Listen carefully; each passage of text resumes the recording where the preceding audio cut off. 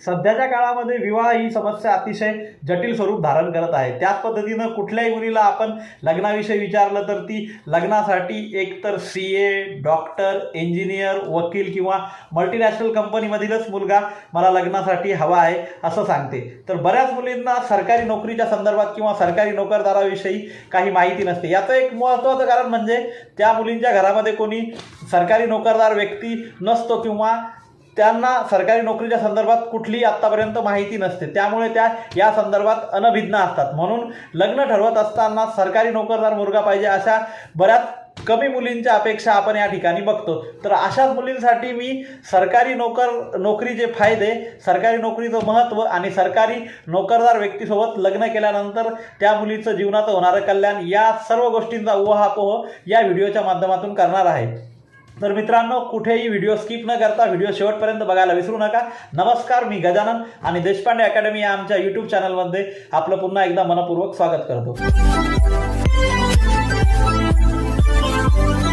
आपल्याला regular government job update पाहिजे असतील तर माझा 78 22 81 59 37 हा नंबर देशपांडे अकॅडमी या नावाने सेव्ह करा व मला व्हॉट्सअपवर हाय करा। मित्रांनो, तुम्ही जर मुंबई उच्च न्यायालय भरतीची तयारी करत असाल तर तुमच्यासाठी आम्ही घेऊन आलेलो आहोत खास एक्झाम ओरिएंटेड हस्तलिखित ई-नोट्स। यात तुम्हाला 6 विषयाच्या ई-नोट्स मिळतील आणि विद्यार्थी मित्रांनो, या ई-नोट्समध्ये तब्बल 800+ पेजेस असतील। विद्यार्थी मित्रांनो, या नोटची मार्केट प्राइस आहे 333, परंतु न्यू इयर ऑफर आपण देत आहोत। न्यू इयर ऑफरमध्ये तुम्हाला त्या ई-नोट्स 233 रुपयात मिळतील।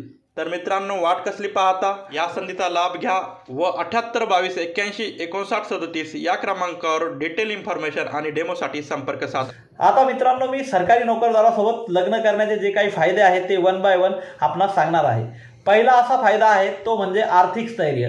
कुठल्याही मुलीला संसार करण्यासाठी सगळ्यात महत्त्वाची गोष्ट जी असते ती म्हणजे पैसा। तर सरकारी नोकरदार जो व्यक्ती असतो तो सरकारी नोकरीच्या माध्यमातून जे काही अर्थार्जन करतो त्या पैशामधून ती मुलगी आपला उदरनिर्वाह, आपला प्रपंच व्यवस्थित पद्धतीने चालू शकते। त्याच पद्धतीनं तिला कुठल्याही प्रकारची आर्थिक तडजोड भासणार नाही। हे सर्वात महत्त्वाची गोष्ट सरकारी नोकरदार मुलासोबत लग्न केल्यानंतर होणार आहे। नंबर 2चा फायदा असा आहे की पेन्शन, म्हणजे एक साधी पेन्शन आणि दुसरी फॅमिली पेन्शन, असे पेन्शनचे 2 प्रकार आहेत।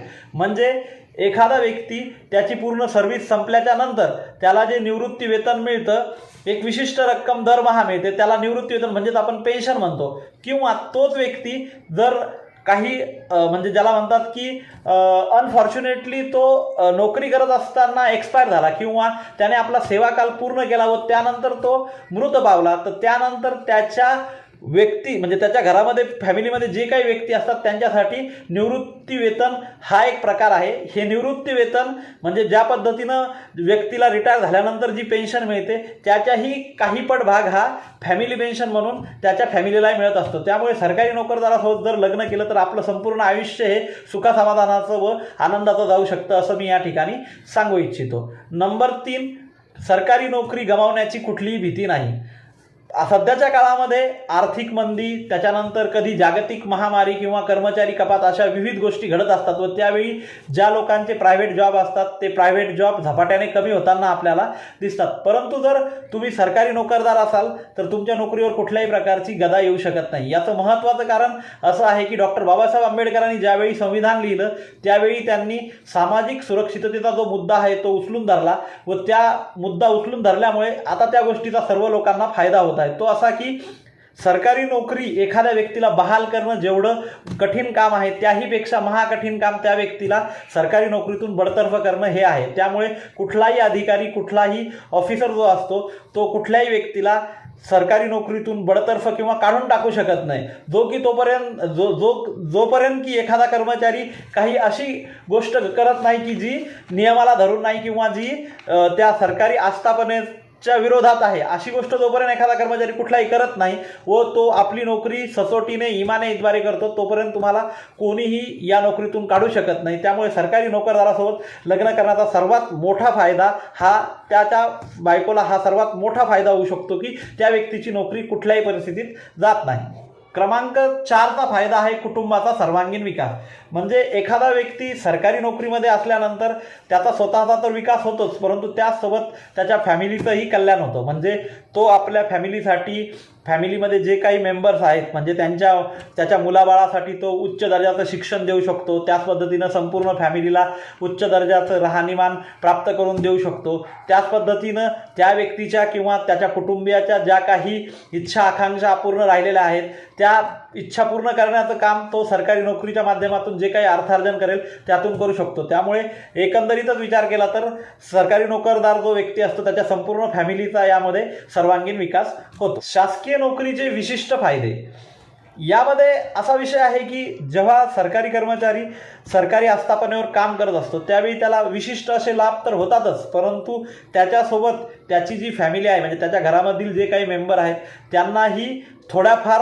लाभाचा अंश म्हणजे जो आपण लाभांश म्हणतो तो मिळतो. त्यामुळे एकंदरीतच संपूर्ण कुटुंब आहे त्यासाठी एखादा व्यक्ती गव्हर्नमेंट जॉबला असणं ह्या संपूर्ण कुटुंबासाठी अतिशय फायद्याचं ठरत असतं. क्रमांक 6चा फायदा असा आहे की अनुकंपा तत्वावर नोकरी. म्हणजे अनफॉर्च्युनेटली एखादा कर्मचारी नोकरीत असताना जर त्याचं निधन झालेलं असेल तर त्याच्या घरामधील म्हणजे त्याचा मुलगा किंवा त्याची बायको यांना त्यांची जी काही शैक्षणिक पात्रता असेल त्यांची जी काही शैक्षणिक गुणवत्ता असेल त्या गुणवत्तेनुसार त्या आस्थापनेवर त्या दर्जाची नोकरी त्यांना मिळत असते. परंतु ही नोकरी मिळवण्याची जी प्रक्रिया आहे ती अतिशय किचकट आहे. त्याच पद्धतीनं या कोट्यातून मिळणाऱ्या नोकरीचं जे पर्सेंटेज आहे ते पण खूप कमी आहे.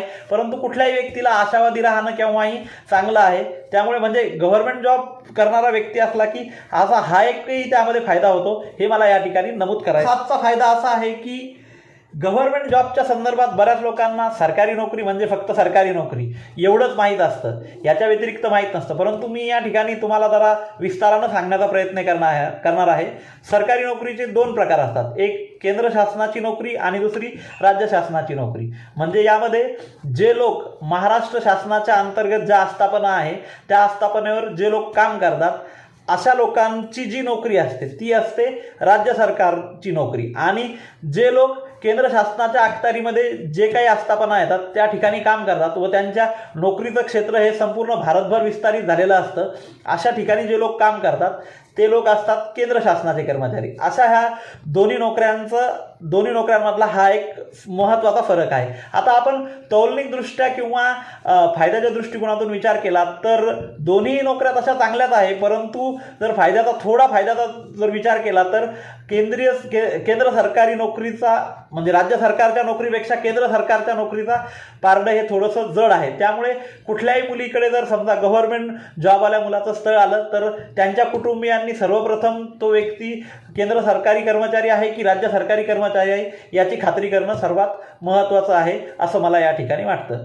सरकारी नोकरी ज्या व्यक्तीला म्हणजे मला आता 8वा या ठिकाणी मुद्दा सांगायचा आहे तो असा की गव्हर्नमेंट जॉब वाल्यासोबत जी मुलगी लग्न करणार आहे तिला हा फायदा म्हणजे पूर्णपणे म्हणजे असे गव्हर्नमेंट जॉबचे फायदे जे आहेत की ते अगणित असे फायदे आहेत. व्यक्ती जिवंत असताना किंवा व्यक्ती हयात नसताना असे दोन्ही वेळा गव्हर्नमेंट जॉबचे फायदे असतात. त्यामुळे मला पूर्वी LICची जी टॅगलाईन होती ती गव्हर्नमेंट जॉबच्या संदर्भात या ठिकाणी तंतोतंत बसते आणि मला ती या ठिकाणी आपल्यासोबत शेअर करावीशी वाटते. ती अशी की जिंदगी के साथ भी आणि जिंदगी के बाद भी. म्हणजे गव्हर्नमेंट जॉबचे फायदे हे व्यक्ती हयात असताना पण होतात आणि व्यक्ती या जगात नसतानाही त्याच्या फॅमिलीला त्याचे फायदे होत असतात. मित्रांनो, आता मी या ठिकाणी आपणास गव्हर्नमेंट जॉबच्या संदर्भात संपूर्ण असे फायदे आणि त्यांच्याबद्दलचं विस्तृत स्वरूपातलं विश्लेषण आपल्यासमोर सादर केलेलं आहे. या ठिकाणी मी आपणासमोर एक अपील करू इच्छितो की मी स्वतः एक केंद्र शासनाचा कर्मचारी आहे व त्याच पद्धतीनं मी एक विवाह इच्छुक उमेदवार आहे. त्यामुळे ज्याही मुलीला माझ्यासोबत लग्न करायचं असेल किंवा जी मुलगी माझ्यासोबत लग्न करण्यासाठी इच्छुक असणार तिने वरती जे मी काही 2 संपर्क क्रमांक दिले आहे त्या संपर्क क्रमांकावर संपर्क करू शकतात त्या व त्याच पद्धतीनं विवाहासंदर्भात आणखी काही बोलणी करायची असेल तर आपण नंतर संपर्क झाल्यानंतर त्या संदर्भात सविस्तर बोलूच. तर वाट कसली बघताय, ताबडतोब फोन उचला आणि ज्या मुलींना अशा पद्धतीचा मुलगा नवरा म्हणून अपेक्षित आहे अशा मुलींनी माझ्याशी संपर्क साधा व आपल्या सुखी जीवनाची स्वप्ने रंगवायला आत्तापासूनच सुरुवात करा. मित्रांनो, अशाच पद्धतीचे नवनवीन माहितीपूर्ण व्हिडिओ आपणापर्यंत सर्वप्रथम पोहोचण्यासाठी चॅनलला लाईक, शेअर, सबस्क्राईब आणि हाईप करायला विसरू नका. धन्यवाद.